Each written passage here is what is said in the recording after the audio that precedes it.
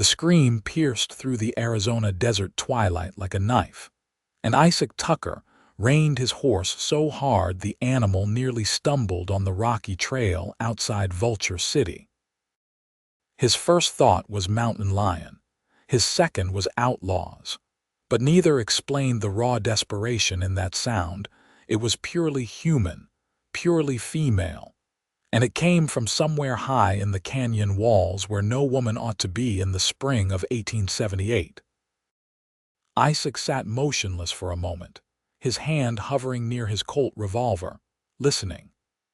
The desert had fallen silent again, except for the whisper of wind through creosote bushes and the heavy breathing of his buckskin mare. He was tired, dusty from a week of riding fence lines for the Double H Ranch, and wanted nothing more than a hot meal and a soft bed in town. But that scream had carried a note of terror that he could not ignore. "Easy, girl," he murmured, dismounting and tying his horse to a scrubby mesquite. The sun was dropping fast behind the Vulture Mountains, painting the rocks in shades of copper and gold. He had maybe 30 minutes of good light left. The second scream was weaker, more of a cry, and it led him up a narrow game trail between boulders the size of wagons.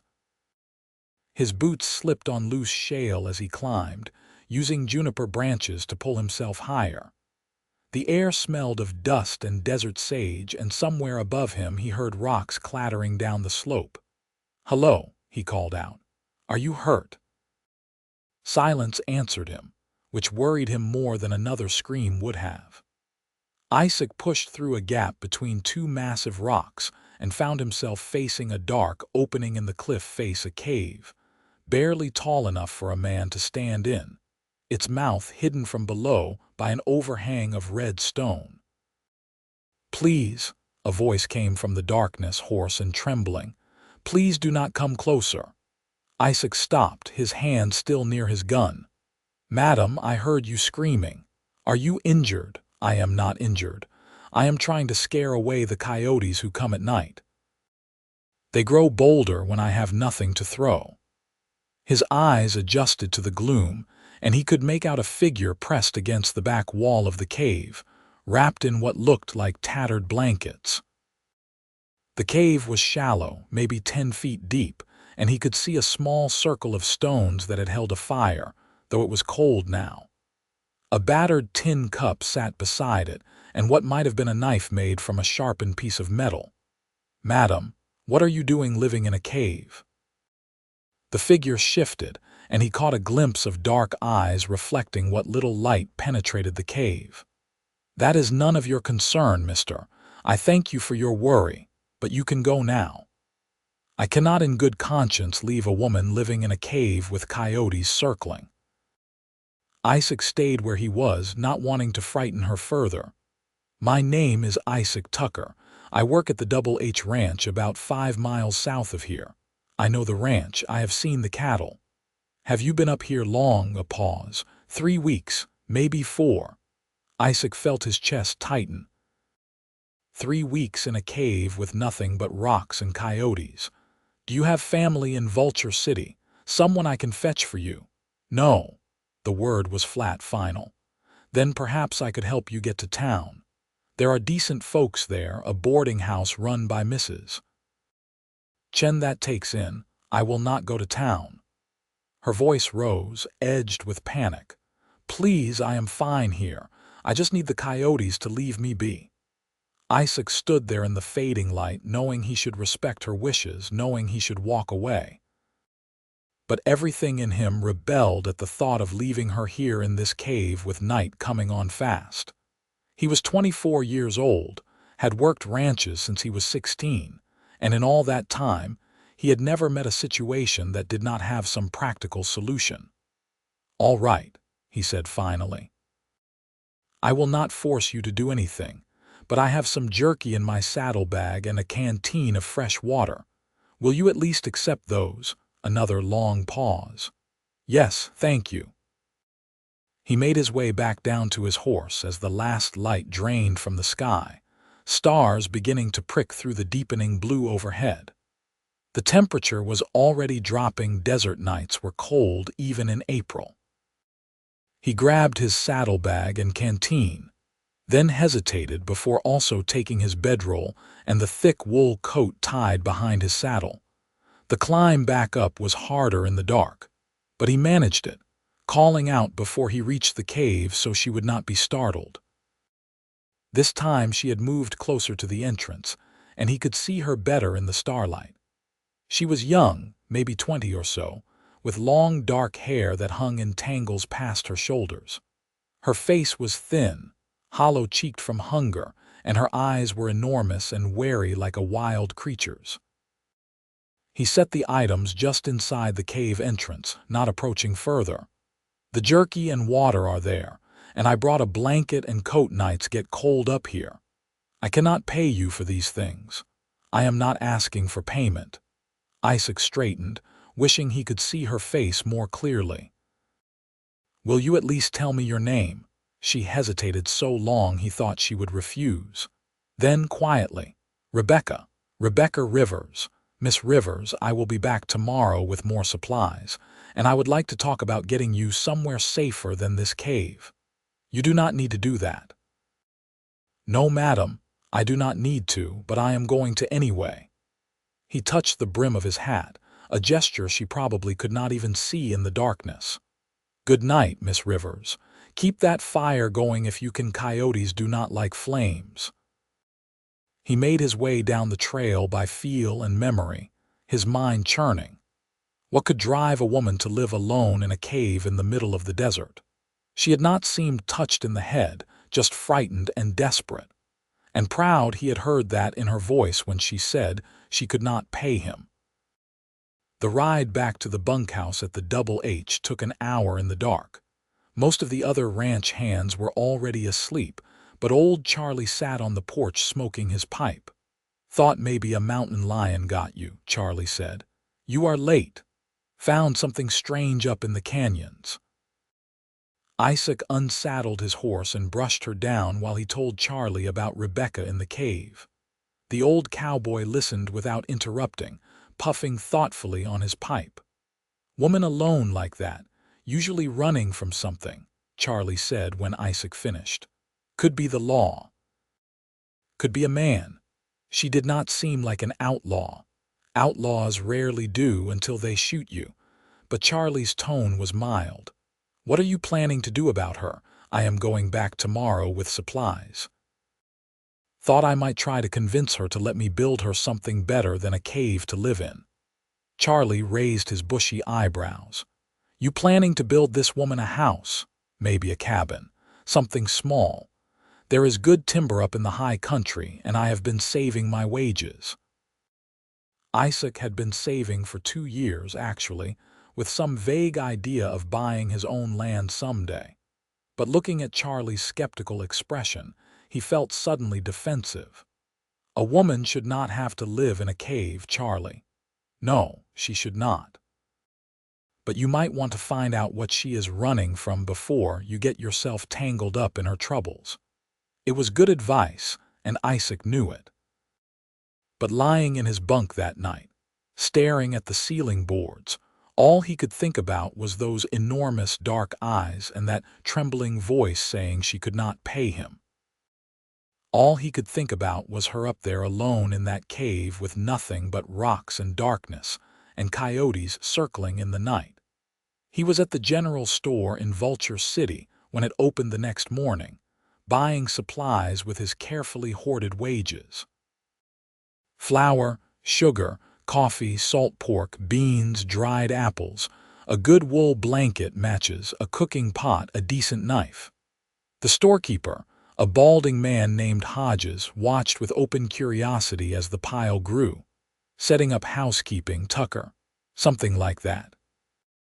Isaac paid in cash and loaded everything into his saddlebags and bedroll. He also stopped at the livery and bought a small tin of kerosene and a simple lantern. The ride out to the canyon seemed to take forever, though it was barely mid-morning when he arrived. He tied his horse in the same spot and made the climb up to the cave, calling out well before he reached it. "Miss Rivers, It is Isaac Tucker. I brought those supplies I mentioned. He heard movement inside the cave, and when he reached the entrance she was standing just inside, wrapped in the coat he had left her. She looked even younger in daylight and even more frightened. But she also looked determined, her chin lifted in a way that spoke of considerable will. "You should not have spent money on me," she said. "Too late, already did." He set the supplies down. "I also wanted to ask you something. If you will not go to town, would you consider letting me build you a proper shelter? Nothing fancy, just a cabin with 4 walls and a roof that does not leak." Rebecca stared at him as if he had suggested something impossible. "Why would you do that?" "Because no one should have to live in a cave, and because I can. I am handy with tools and I have time." He did not mention that he would have to use his free days and work before dawn and after dusk, or that building a cabin alone would take weeks of backbreaking labor. "There is a spot about a quarter-mile from here with water from a spring and good flat ground. I scouted it on my way up." "I cannot pay you," she said again, and this time her voice broke. "I have nothing. I left everything behind when I ran." "Ran from what?" She wrapped the coat tighter around herself. "From a man who thought he owned me, my husband." Isaac felt something cold settle in his stomach. "He hurt you." It was not a question, but she nodded anyway. "For 2 years I thought it was my fault, that I was doing something wrong, but it kept getting worse, and I knew if I stayed he would kill me eventually, so I took what I could carry and I ran. I walked for 3 days before I found this cave." "Where did you come from?" "A mining camp, 2 days north of here. He works the copper mines." Her hands twisted in the fabric of the coat. "He will be looking for me." "That is why I cannot go to Vulture City. He has friends who pass through there, men who would tell him where I am for the price of a drink." Isaac understood now. She was not just running, she was hiding. And a woman alone in the territory with no money and no family had few options, especially if her husband wanted her back. The law rarely intervened in such matters, considering it a domestic affair. "Then we will build the cabin somewhere he would not think to look," Isaac said. "Back in the trees, away from the main trails, and I will teach you how to shoot in case trouble finds you anyway." "Why?" The word burst from her, desperate and confused. "Why would you help me? You do not even know me." "My mother died when I was 12, Isaac said quietly. "My father was a hard man, but he never raised a hand to her. But I saw it happen to other women, saw them with bruises they tried to hide, heard them make excuses, and I always wondered why no one helped them." He met her eyes. "I am helping you because it is the right thing to do and because I can. No other reason." Rebecca's eyes filled with tears, and she looked away quickly, swiping at them with the back of her hand. "I do not know what to say. Say yes. Say you will let me build you a cabin so you will be safe and dry when the summer rains come." She was quiet for a long moment, and he could see her struggling with pride and practicality. Finally, she nodded. "Yes, thank you, Mr. Tucker. Isaac, please call me Isaac. Isaac." She tried the name out, and something in his chest tightened at the sound of it. "I am Rebecca, but my family called me Becca." "Which do you prefer?" "Becca, I think. Rebecca was my husband's wife. I would like to be just Becca now," he smiled. "Becca it is." They sorted through the supplies together, and he showed her how to use the lantern safely. She had been making fire with flint and steel, scrounging for dry wood and kindling in the desert hard, cold work. The lantern and kerosene would make her life easier, though he cautioned her to use it sparingly. "I will bring more when this runs low," he promised. "And I will start work on the cabin tomorrow. It is my day off, so I can put in a full day's work." "I could help," Becca offered. "I am stronger than I look." "I do not doubt it. Anyone who can survive 3 weeks in a cave is strong," he considered. "Can you handle an axe? I can learn." Over the next weeks, a pattern developed. Isaac would work his regular days at the Double H, rising before dawn to get in an hour of work on the cabin before heading to the ranch. He would work a full day with cattle, then ride out to the building site and work until dark. On his days off, he would work from sunup to sundown, only stopping when the light failed. Becca helped as much as she could. He taught her to swing an axe, to strip bark from logs, to notch timber for tight joints. She learned quickly, and he found himself enjoying her company more than he wanted to admit. She had a quick mind and a dry sense of humor that emerged once she began to trust him. They would work side by side in comfortable silence, or she would tell him stories about her childhood in Missouri before her family had moved west, before her father had died and left her mother struggling, before her mother had encouraged her to marry a miner who seemed prosperous and steady.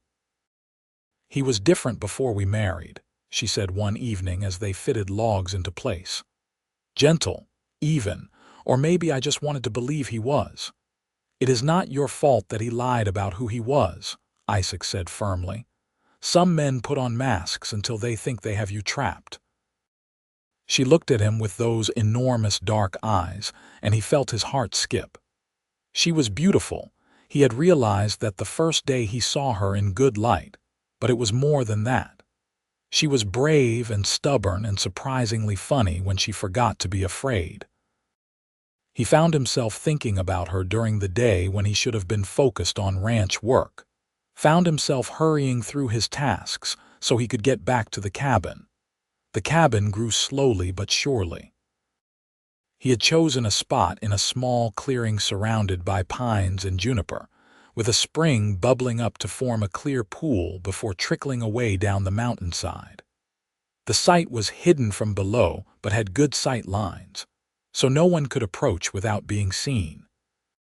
He built its sturdy pine logs chinked with mud and moss, a stone fireplace that drew cleanly, real glass for the 2 windows that he bought in Vulture City, and carried up the mountain on his back. Charlie noticed his exhaustion and asked about it one night over supper in the bunkhouse. "You are going to work yourself into the ground, son," the old cowboy said. "This woman must be something special." Isaac paused with his fork halfway to his mouth. "I am just trying to help her." "Sure you are," Charlie's eyes twinkled. "And I am just a simple cowpoke who does not notice when a young man is gone every spare minute working on a cabin for a pretty girl." "It is not like that," Isaac protested, but his face heated. "Not yet, maybe, but you might want to consider what happens after that cabin is built." "You planning to just walk away?" The question haunted Isaac because he did not know the answer. He knew he was falling in love with Becca had probably been falling since that first night when she had stood in the cave wrapped in blankets, proud and desperate and trying so hard to be brave. But she was married, legally if not in her heart, and she was running from a violent man. The last thing she needed was another man complicating her life. But then there were moments, her hand touching his as they worked, her laugh when he told a joke, the way she looked at him sometimes when she thought he was not paying attention that made him think maybe, just maybe, she felt something too. The cabin was nearly complete when trouble came. It was late June, the desert heat rising in shimmering waves even in the mountains. Isaac had just finished installing the door, planing it carefully so it hung straight and closed tight with a good strong bar on the inside. Becca stood admiring it, running her hand over the smooth wood. "It is beautiful," she said softly, "better than any place I have ever lived." "It is yours," Isaac said. "Every nail and board. No one can take it from you." She turned to look at him, and the expression in her eyes made his breath catch. "Isaac, I do not know how to thank you for everything you have done. You have given me my life back. You never lost it, Becca. You just needed a safe place to rebuild." They stood there in the doorway of the new cabin, the scent of fresh cut pine all around them, and Isaac felt the moment stretch and deepen into something profound. He wanted to kiss her, wanted it so badly his hands trembled, but he held himself back. She needed a friend, not another man making demands. "Isaac," she began, but the sound of horses on the trail below cut her off. They both froze. No one came up here, the trail was too rough, leading nowhere. Isaac motioned for Becca to get inside the cabin and grabbed his rifle from where it leaned against the wall. His heart hammered as he took a position where he could see down the trail while staying mostly hidden behind a large pine. 3 riders came into view, moving slowly, looking around as if searching for something. The lead rider was a big man with a black beard, and even from a distance Isaac could see the mean set to his mouth. The other 2 were younger Rangier, with the look of drifters or hired guns. "This is far enough," the bearded man called out, reining in his horse about 50 yards from the cabin. "I know you are up here, Rebecca. Your friend in Vulture City was very helpful after a few drinks." Inside the cabin, Isaac heard Becca's sharp intake of breath. He kept his rifle ready but did not point it at the men, not yet. "Who are you?" Isaac called back. "Name is Martin Rivers, and I have come for my wife." "The lady does not want to see you," Martin laughed, an ugly sound. "I do not care what she wants. She is my wife, bought and paid for, and she is coming home with me." "This is a free country," Isaac said, keeping his voice steady though rage was building in his chest. "A woman can leave if she chooses. Not my woman." Martin's hand moved toward his gun. "Now you can step aside peaceful-like, or we can do this the hard way." Isaac raised his rifle, aiming at Martin's chest. "The lady is under my protection. You and your friends need to turn around and ride out of here." For a long moment, no one moved. Isaac could hear his own heartbeat, could feel sweat trickling down his back despite the mountain breeze. 3 against 1 were bad odds, but he had the high ground and good cover. Then Becca stepped out of the cabin. "No," Isaac said sharply, but she ignored him, walking forward until she stood beside him. "Martin," she said, and her voice was steady, "I am not coming back. You can shoot me or beat me or drag me down that mountain, but I will run again first chance I get. I will keep running until you kill me or give up, because I would rather die than live another day as your wife." Martin's face went dark with fury. "You belong to me. I belong to myself." Becca lifted her chin. "And if you come near me or this man who helped me, I will kill you myself. Isaac taught me to shoot, and I am a quick learner." Isaac felt a surge of pride and terror. She was so brave, standing there facing down the man who had hurt her, but she was also putting herself in terrible danger. "You always were a mouthy woman," Martin snarled. "Needed more beatings, not fewer." "Ride out," Isaac said coldly, his rifle still trained on Martin. "Now, or I put a bullet through you and we call it defense of an innocent woman." One of the younger men shifted nervously. "Martin, maybe we should go. That is a Winchester he is holding, and he has got the angle on us." "Shut up," Martin snapped. But Isaac could see calculation in his eyes now instead of just rage. The man was mean but not stupid. He knew the odds. "This is not over, Rebecca," Martin said finally. "You are still my wife in the eyes of the law and God." "Then I will answer to God," Becca replied. "But I am done answering to you." Martin jerked his horse's head around viciously, making the animal squeal. "You will regret this, both of you." Then he spurred his horse and rode off. The other 2 following, Isaac kept his rifle up until they were out of sight, listening to the sound of hooves fading down the mountain. Only then did he lower the gun, his hands shaking with reaction. "You should not have come out," he said roughly. "He could have shot you. He could have shot you," Becca countered. "You were standing out here alone facing 3 men because of me. That was my choice, and coming out was mine." She touched his arm and he looked down at her. Tears streaked her face, but her expression was fierce. "I am done hiding and being afraid. If he is going to kill me, at least it will be while I am standing on my own 2 feet. Isaac set the rifle aside and pulled her into his arms without thinking. She came willingly, pressing her face against his chest, and he could feel her trembling. He held her tight, one hand cupping the back of her head, and felt something fundamental shift in his chest. "He is not going to kill you," Isaac said into her hair. "I will not let that happen. You cannot watch over me forever. I can try."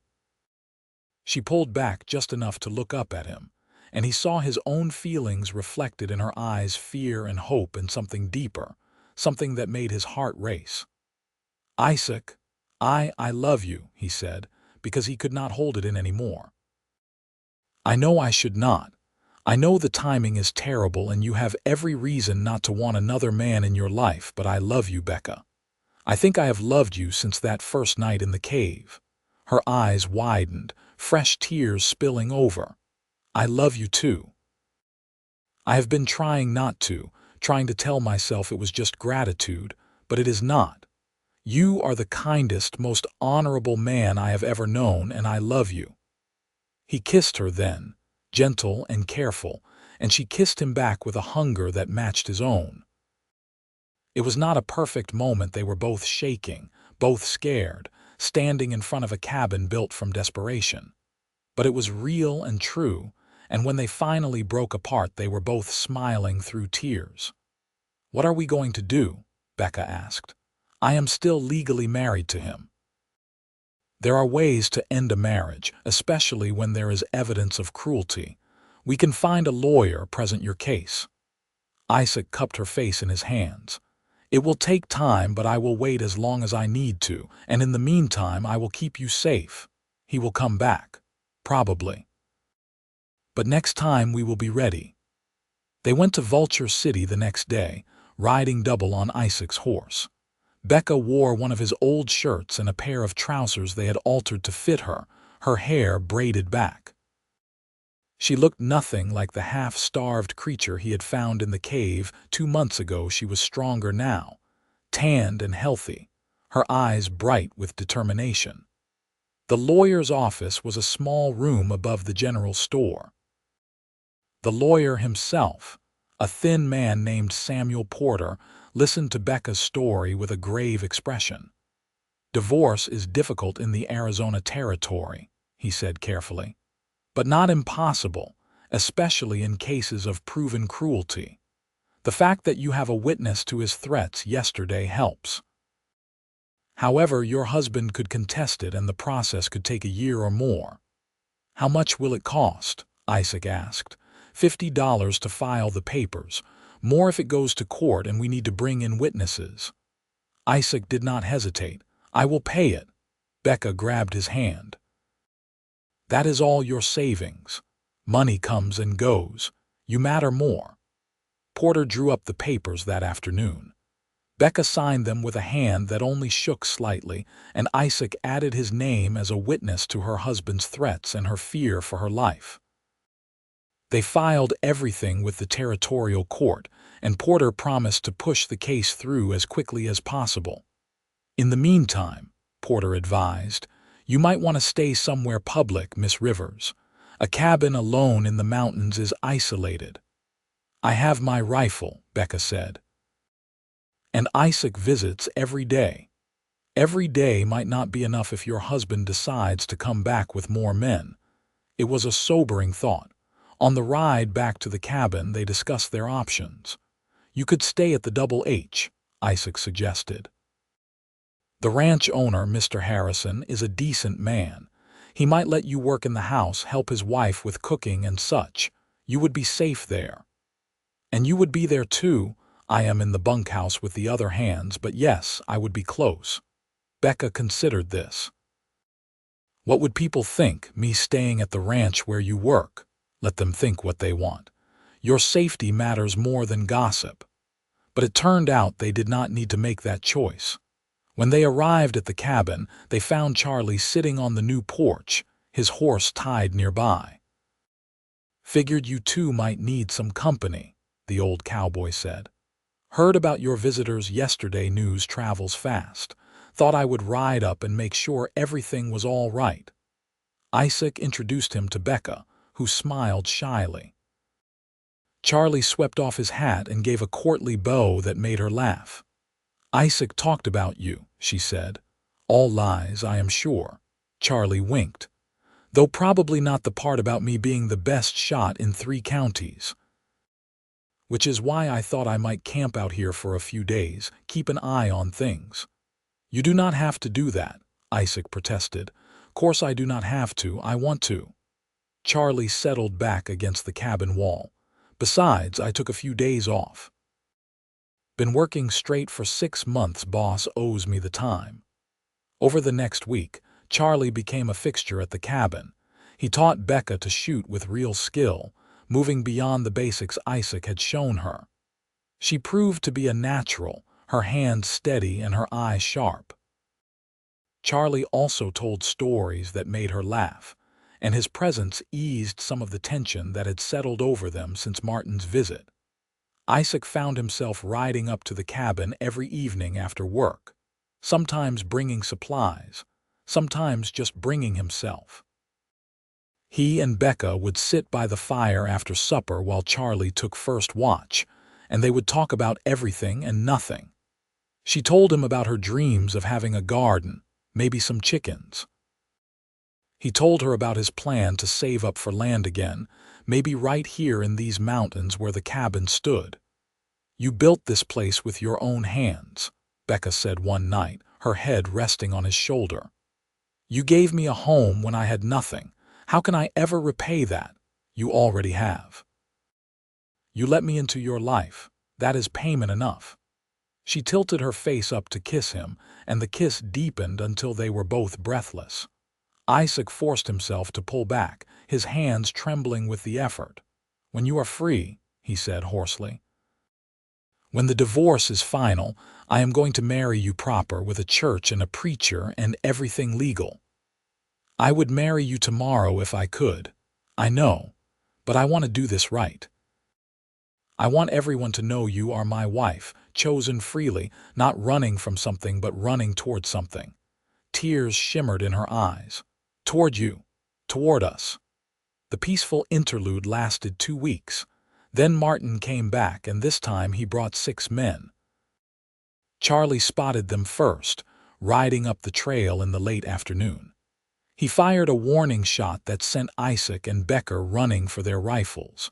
By the time the riders came into view, all 3 of them were positioned behind cover with loaded weapons. Rebecca. Martin's voice boomed through the clearing. I brought the sheriff from the mining camp. You are legally my wife, and he is here to escort you home. A man in a tin star rode forward, his face uncomfortable. Madam, is it true you are the legal wife of Martin Rivers? It is true I went through a marriage ceremony with him, Becca called back, her voice carrying clear and strong. It is also true that he beat me regularly, that he threatened to kill me, and that I left in fear for my life. I have filed for divorce in the territorial court in Vulture City. The sheriff looked even more uncomfortable. That may be, madam, but until a judge grants that divorce, you are still married. The law says you have to go with your husband.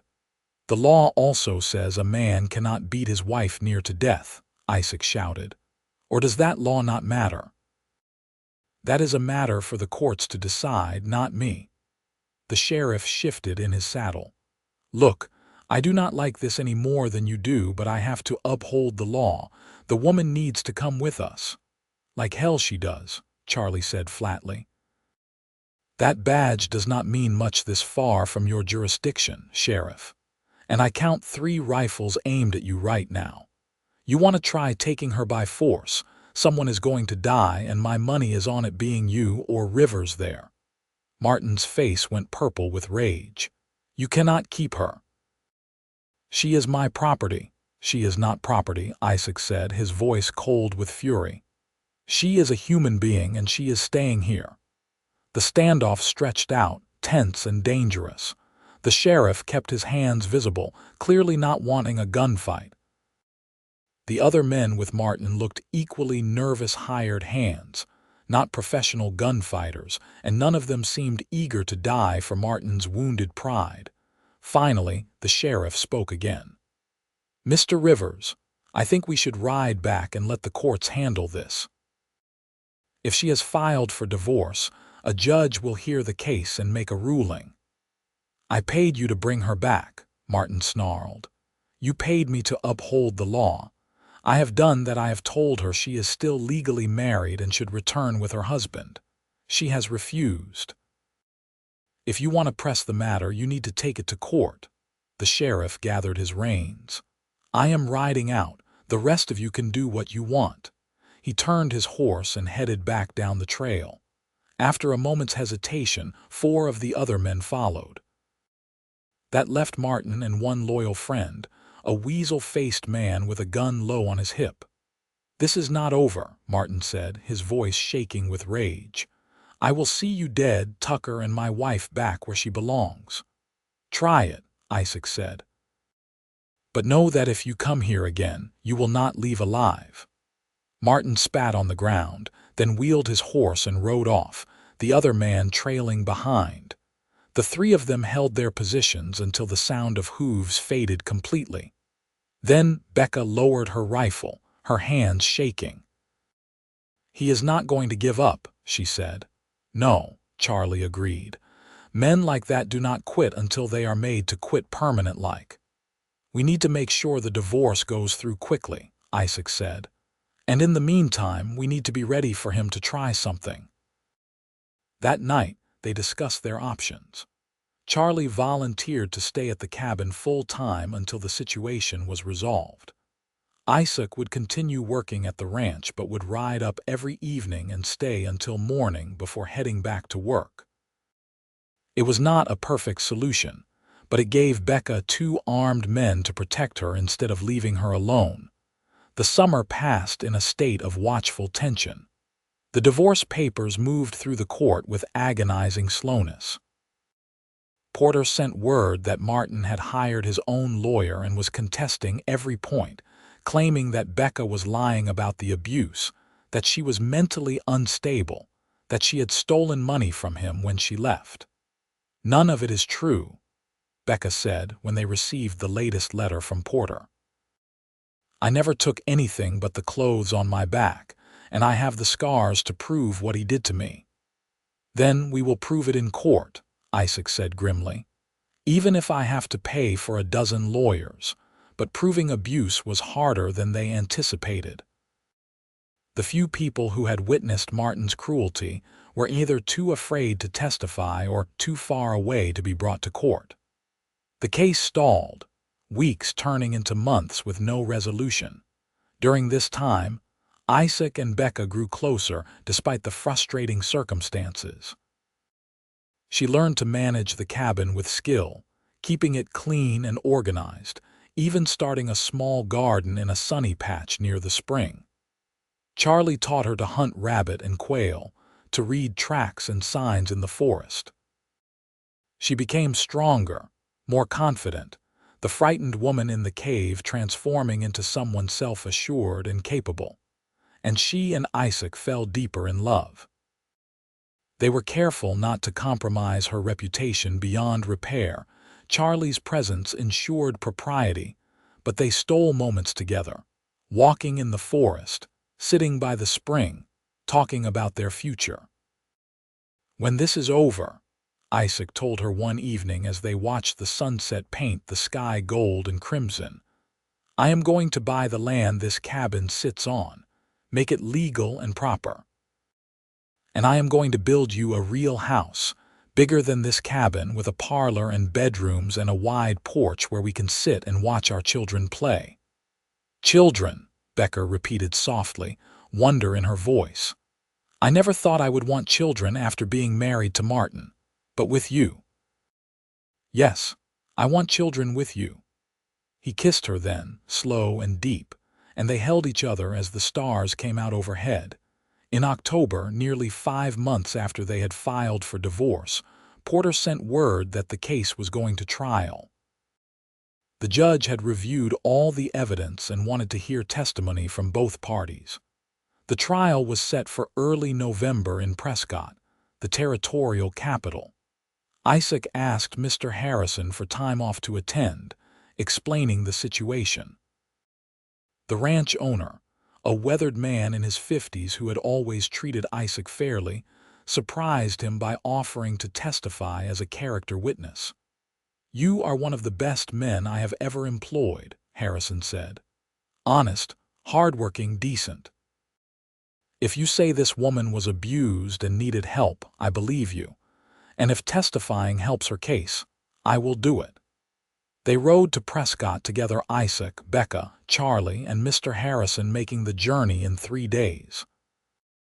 The territorial capital was much larger than Vulture City, a bustling town with real hotels and restaurants.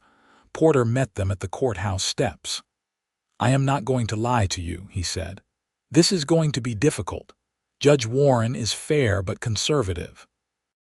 He does not like to grant divorces unless there is overwhelming evidence of wrongdoing." "We have evidence," Isaac said. "Becca's scars, our testimony about Martin's threats. Physical evidence helps." But Rivers has witnesses claiming he was a good husband, that any injuries were accidental or self-inflicted by Mrs. Rivers during fits of hysteria. Becca went pale. "That is a lie. I know, but we have to prove it." The trial began the next morning in a wood-paneled courtroom that smelled of tobacco and old paper. Judge Warren was a stern-looking man with white hair and piercing blue eyes. He listened as both sides presented their cases. Martin's lawyer went first, painting a picture of a devoted husband wronged by an unstable wife. He produced witnesses, men from the mining camp, who testified that Martin had been patient and kind, that Becca had been prone to wild moods and dramatics. Becca sat rigid through it all, her hands clenched in her lap. Isaac reached over and took her hand, squeezing gently. She squeezed back, drawing strength from his touch. Then it was Porter's turn. He called Becca to the stand first. She walked up with her head high, swore on the Bible, and told her story in a clear, steady voice. She described the first time Martin had hit her, 3 months after their wedding, when she had burned his supper. She described how the violence had escalated, how he had broken her ribs, blackened her eyes, once knocked her unconscious. She described living in fear, being told that no one would believe her, that she was his property to do with as he pleased. "And what made you finally leave?" Porter asked. "He said he was going to kill me," Becca said quietly. "We were arguing about something trivial, I do not even remember what, and he grabbed me by the throat and said that he would kill me and bury me in the desert where no one would find me. And I believed him. So that night after he passed out drunk, I left." "Did you steal anything from him when you left?" "No. I took 1 blanket and a canteen and the clothes I was wearing, nothing else." "And where did you go?" "I walked north into the desert. I did not have a plan, just knew I had to get away. After 3 days, I found a cave and stayed there." Becca's eyes found Isaac in the crowd. "And then Isaac Tucker found me and saved my life." Porter called Isaac next. He testified about finding Becca in the cave, about her condition, about building the cabin. He described Martin's threats, the standoff with guns drawn. Mr. Harrison followed, vouching for Isaac's character and stating that he believed every word of Becca's testimony. Charlie went last, describing the confrontation with the sheriff and Martin's repeated attempts to take Becca by force. "In my opinion," Charlie said, "Martin Rivers is a violent man who considers his wife as property to abuse as he sees fit. And if he gets his hands on her again, he will kill her." Martin's lawyer tried to discredit them, suggesting that Isaac had ulterior motives in helping Becca, that Charlie was a biased friend, that Mr. Harrison barely knew the situation. But their testimony was consistent and detailed, and Judge Warren listened carefully. Finally, the judge called for a recess to consider the evidence. They waited in a small room for 2 hours, Becca pacing nervously while Isaac tried to reassure her. "Whatever happens, we will figure it out," he promised, "even if we have to leave the territory and start over somewhere else." "I do not want to run anymore," Becca said. "I want to stay and fight." When they were called back into the courtroom, Judge Warren looked grave. "This has been a difficult case," he said. "The law is clear that marriage is a sacred bond, not to be broken lightly. However, the law also recognizes that marriage should not be a license for cruelty. I have listened to testimony from both sides, and I find Mrs. Rivers' account to be credible and consistent. The physical evidence of past injuries, combined with testimony about Mr. Rivers' threatening behavior, convinces me that this marriage has broken down irreparably due to cruelty and fear." Becca grabbed Isaac's hand, her breath catching. "Therefore," Judge Warren continued, "I am granting the divorce petition. Rebecca Rivers is hereby no longer married to Martin Rivers. All legal ties between them are severed." The courtroom erupted. Martin surged to his feet, shouting curses. The bailiff had to restrain him while the judge banged his gavel, calling for order, but none of it mattered to Isaac. He pulled Becca into his arms and held her while she sobbed with relief. "It is over," he whispered. "You are free." "We are free," she corrected, looking up at him with wet eyes and a radiant smile. "We can start our life together." They were married 3 days later in a small church in Prescott, with Charlie as best man and the wife of the hotel owner as Becca's witness. Becca wore a simple blue dress that they bought in a shop on the main street, and Isaac wore his best suit that he had not put on since his mother's funeral 12 years before. The ceremony was short and sweet. When the preacher pronounced them husband and wife, Isaac kissed Becca with a tenderness that made her melt against him. They were both crying and laughing at the same time. The ride back to Vulture City felt like floating. They stopped at the Double H, so Isaac could give notice he had already discussed with Mr. Harrison his plan to homestead the land around the cabin.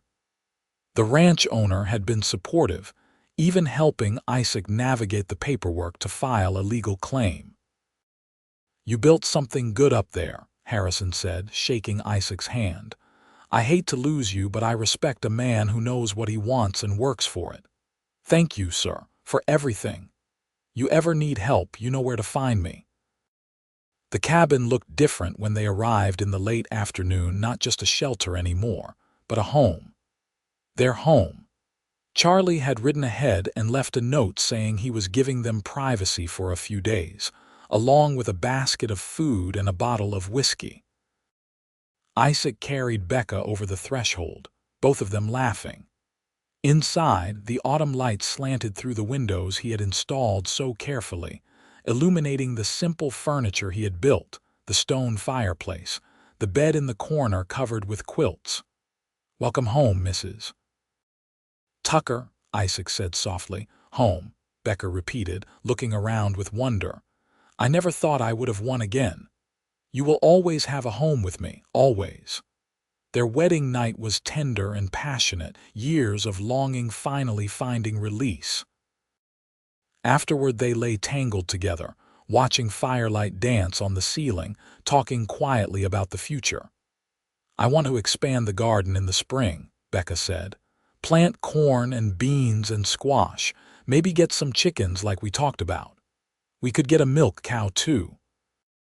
There is good grazing in the meadow below the spring. And we will need more furniture when the babies come." Isaac propped himself up on one elbow to look at her.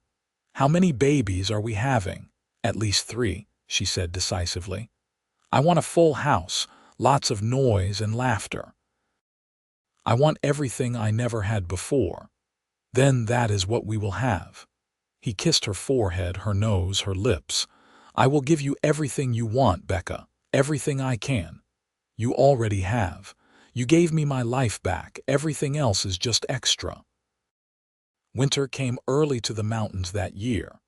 By December, they were snowed in for days at a time, but the cabin was warm and tight, not a leak anywhere. Isaac had stocked plenty of firewood and Becca had preserved food from the garden and from their hunting. They spent long evenings by the fire, Isaac carving furniture while Becca sewed clothes and blankets. Charlie visited when the weather allowed, bringing news from town and supplies they could not make themselves. He had taken a room in Vulture City for the winter, doing odd jobs and claiming to enjoy his semi-retirement.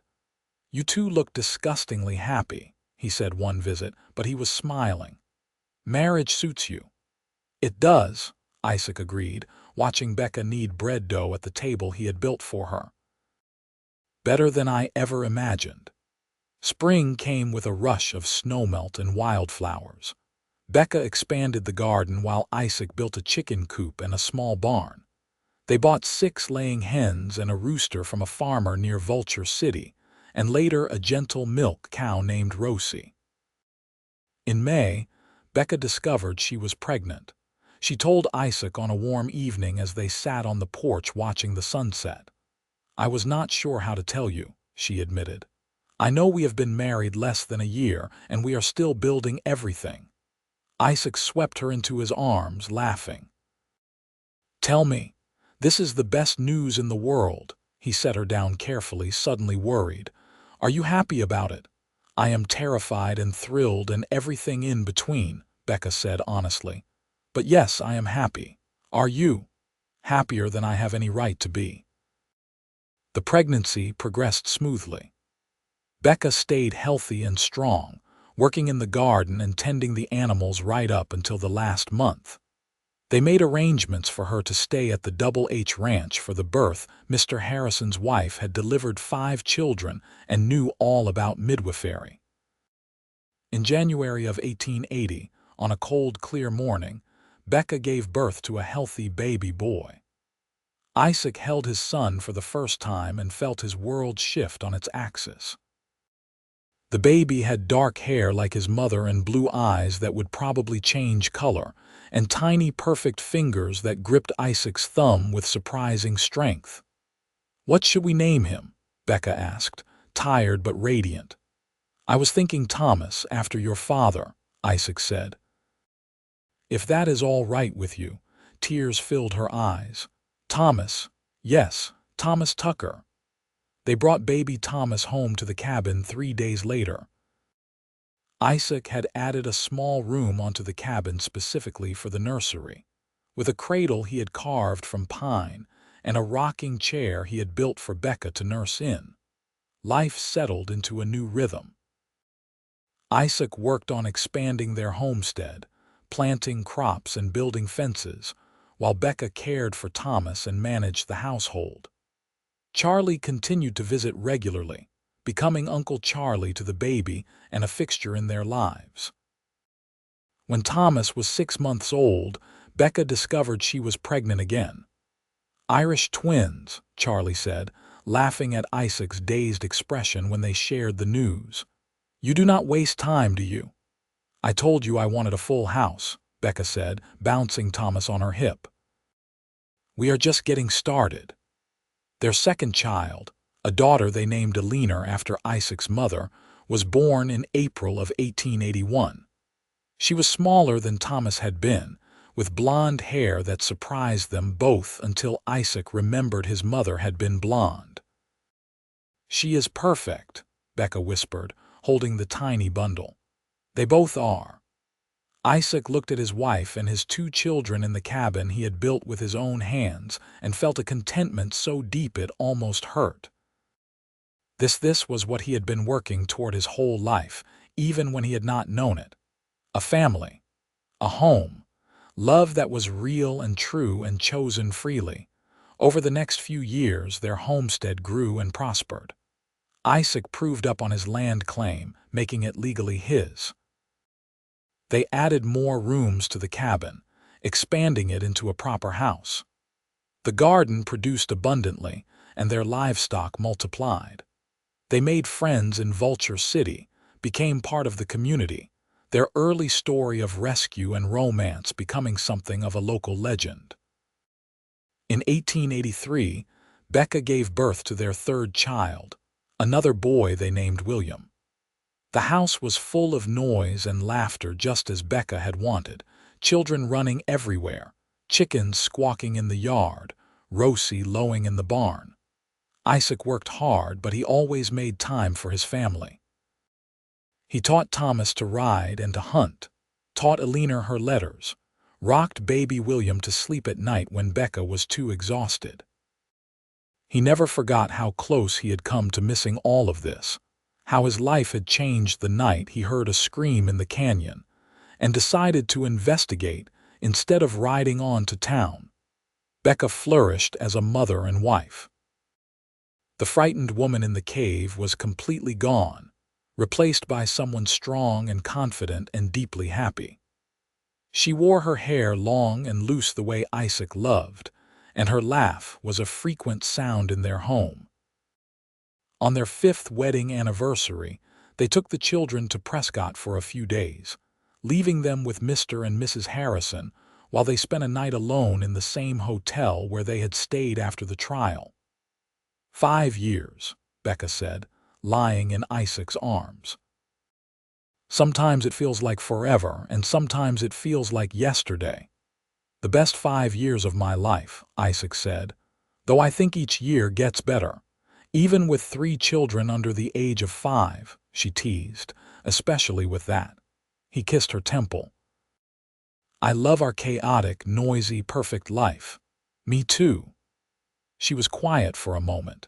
Do you ever think about that first night when you found me in the cave? All the time. I think about how brave you were, how you were trying to scare away coyotes with just your voice and your will to survive. I think about how you could have just ridden past, how most people would have, but you stopped and you helped me and you changed everything. She turned to look at him. You saved my life, Isaac. You saved mine too. I just did not know I needed saving until I met you. They returned home to chaos. Thomas had gotten into the honey. Elena had taught William a song that was definitely not appropriate for a 2-year-old, and the dog had eaten one of Mr. Harrison's good boots. But Becca just laughed and started sorting out the mess while Isaac thanked the Harrisons and herded the children toward the wagon. The years continued to pass in a blur of seasons and milestones. Thomas started school in Vulture City, riding the 5 miles on his own pony. Elena showed an early talent for drawing, covering any available surface with sketches of animals and flowers. William grew into a solemn, thoughtful child who loved books and quiet. In 1886, Becca gave birth to their 4th and final child, a daughter they named Grace. She had red hair that came from some distant ancestor and green eyes that fascinated all of them. 4 children, Becca said, propped up in bed nursing the baby while Isaac sat beside her. Our family is complete. It is perfect, Isaac agreed. Just like you said that first night, a full house, noise and laughter. And love. So much love. Charlie passed away peacefully in his sleep in the winter of 1887. They buried him on a hillside overlooking the cabin, and Isaac carved a headstone that read, Charlie Morrison, friend and family. The children left wildflowers on his grave every week, and they told stories about Uncle Charlie so his memory would live on. As the children grew, the house evolved. Isaac built on a proper 2nd story with bedrooms for each child. They added a front porch that wrapped around 2 sides, with rocking chairs where he and Becca would sit in the evenings watching the sun set behind the mountains. Thomas grew into a fine young man, strong and honest like his father. He started working neighboring ranches when he was 15, saving money for his own land someday. Elena's artistic talent blossomed, and she started selling paintings to tourists who visited Vulture City. William discovered a love of mechanics and engineering, always taking things apart to see how they worked. And Grace was pure joy, dancing through life with an enthusiasm that made everyone smile. Isaac and Becca grew older together, their love deepening with each passing year. They had weathered storms, drought years, and hard winters, childhood illnesses and accidents, the normal trials of life. But they had weathered them together, their foundation of trust and respect and genuine affection carrying them through. On a warm evening in June of 1895, they sat on their porch watching their grandchildren play in the yard. Thomas had married a sweet girl from Prescott, and they had 2 sons. The whole family had gathered for Sunday supper, and the house was full of noise and laughter just like always. "Do you remember the first time you saw this place?" Isaac asked Becca. "When it was just logs and hope." "I remember thinking it was the most beautiful thing I had ever seen," Becca said, "because it represented safety and freedom and a future I had not thought I could have." "I built it for you," Isaac said. "Every board and nail I was thinking about you, and I have loved you for every single one of them." She took his hand, their fingers intertwining automatically after so many years together. "You gave me a home, Isaac. Not just the house, but a real home with love and family and everything good." "We gave each other a home," he corrected. "You made this house a home, Becca. You filled it with love and children and made it everything I had dreamed of but never thought I would have." They sat in comfortable silence, watching the sun paint the sky in shades of gold and rose.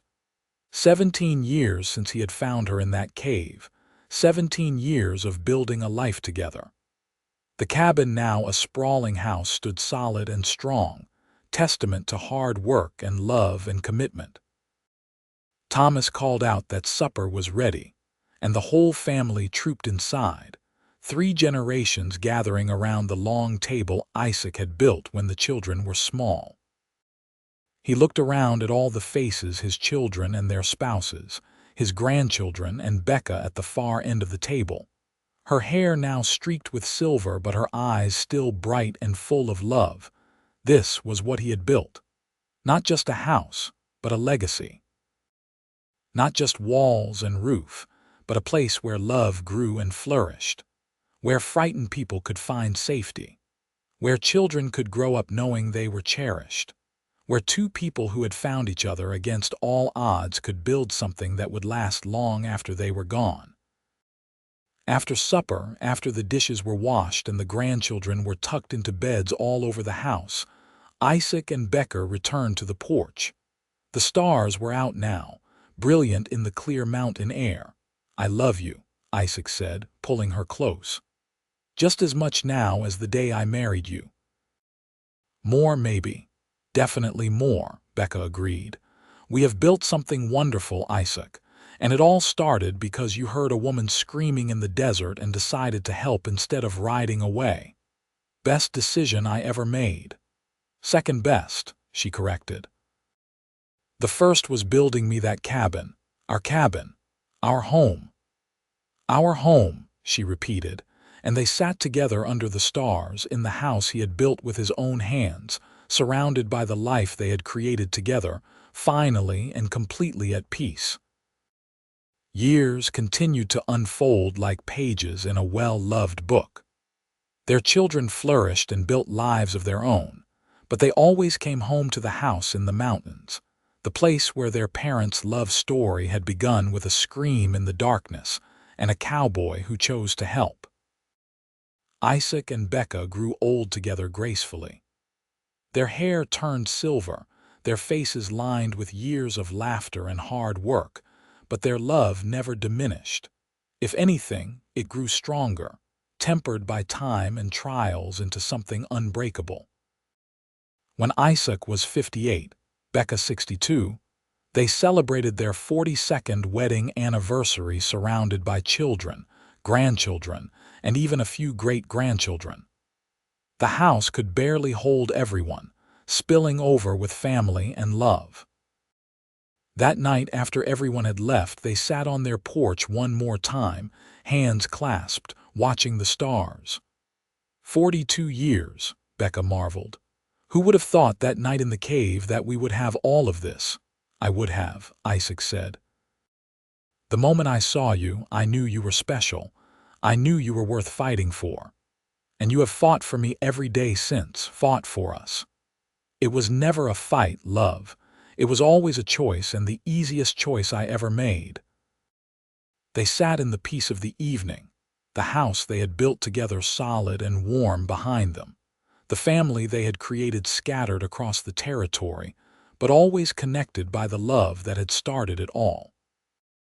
Isaac Tucker had found a woman living in a cave, alone and afraid and running from a life of pain. And he had built her a cabin with his own hands, log by log, nail by nail, every board placed with love and hope and determination. But what he had really built was a home, a sanctuary, a place where love could grow wild and free like the desert flowers that bloomed every spring.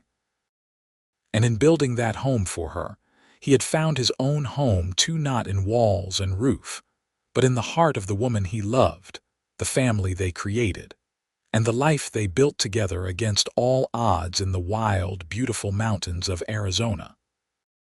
Their story became legend in Vulture City and beyond, passed down through generations.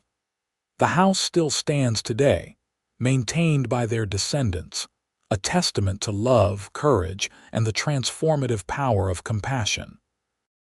People come to see it, to hear the story of the cowboy who built his bride a cabin, and they leave believing a little more in the power of love and the possibility of redemption.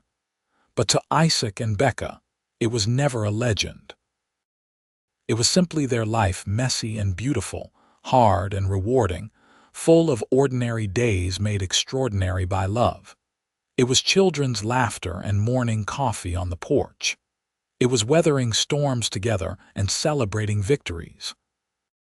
It was growing old side by side, hands clasped, hearts intertwined. It was everything that mattered. And it all began with a scream in the desert darkness, a cowboy who chose to help, and a cabin built with love, one board at a time.